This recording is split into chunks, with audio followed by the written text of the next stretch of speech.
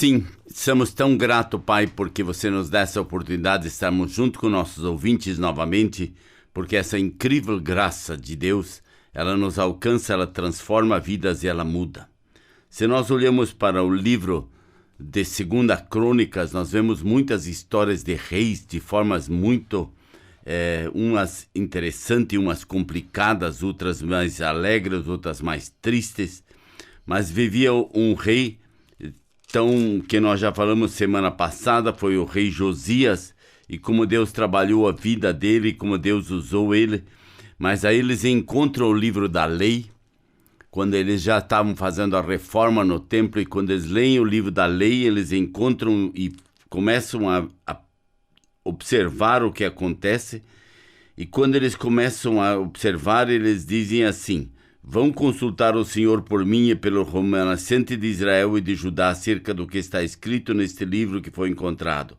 A ira do Senhor contra nós deve ser grande, pois os nossos antepassados não obedeceram à palavra do Senhor e não agiram de acordo com tudo que está escrito neste livro. A preocupação do povo era agradar a Deus. Quando nós pensamos em nossas vidas, nós muitas vezes temos esta dificuldade: agradar a Deus. Nós queremos fazer muitas coisas que agradam o nosso coração e não agradar o que agrada a Deus.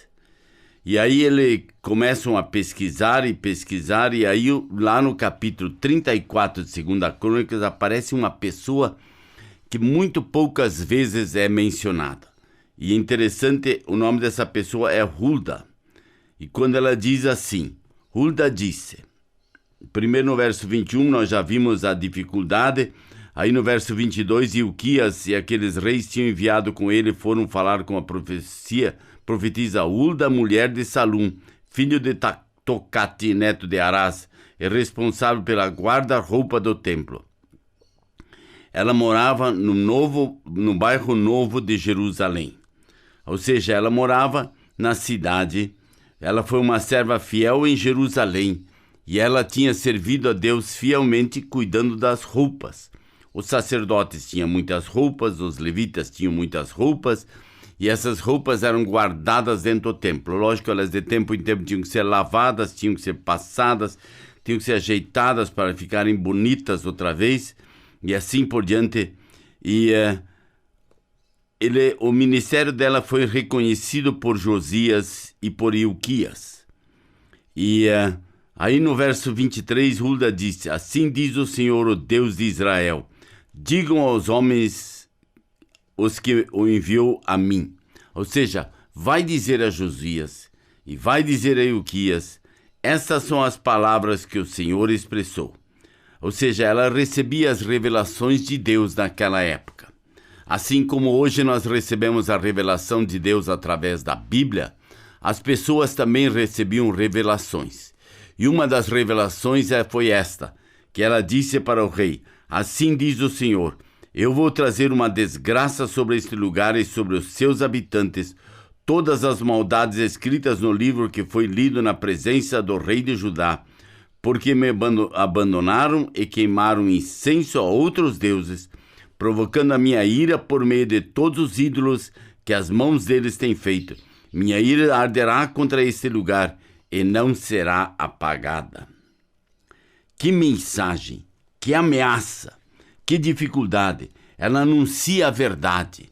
Ela anuncia Josias por esse país ter abandonado ele. Ela não culpa Josias, ela culpa o povo. O povo abandonaram a Deus. É uma grande preocupação que eu tenho hoje em nosso querido Brasil. No nosso Brasil, nós nos últimos 50 anos crescemos muito como grupo de evangélicos. Mas hoje nós temos muitos evangélicos somente pelo nome, porque eles não vivem a vida cristã.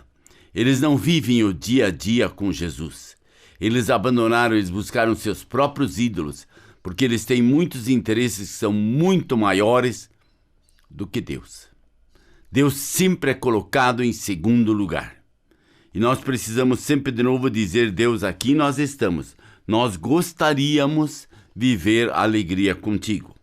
E aí nos versos 26 a 28 diz: digam ao rei de Judá que os enviou para consultar o Senhor. Assim diz o Senhor Deus de Israel acerca das palavras que você ouviu. Já que o seu coração se abriu e você, rei, se humilhou diante de Deus quando ouviu o que ele falou contra esse lugar e contra os seus habitantes, você se humilhou diante de mim, rasgou as suas vestes, chorou na minha presença. Eu ouvi, declara o Senhor. Portanto, eu reunirei você a seus antepassados e você será sepultado em paz. Seus olhos não verão a desgraça que trarei sobre este lugar e sobre os seus habitantes. Ou seja, essa profetisa, ela traz uma mensagem e ela diz para o rei: porque você fez tanta mudança, tanta melhoria, você se humilhou, você chorou, você rasgou, você fez tudo para se humilhar diante de Deus e alcançar a graça e a misericórdia de Deus, você alcançou ela. Só que para você não ver isso, Deus vai fazer um outro caminho. Ele vai te levar e daí ele vai castigar o povo. E o povo foi castigado mais tarde. Por quê? Porque Josias tinha se humilhado. Josias tinha feito o que o Senhor tinha dito que ele faria. E eles precisavam entender uma coisa, que a mensagem que essa tal de Hulda trazia era uma mensagem verdadeira, uma mensagem que trazia uma mensagem de arrependimento, uma mensagem que trazia mudança de vida, mas que o povo não queria saber.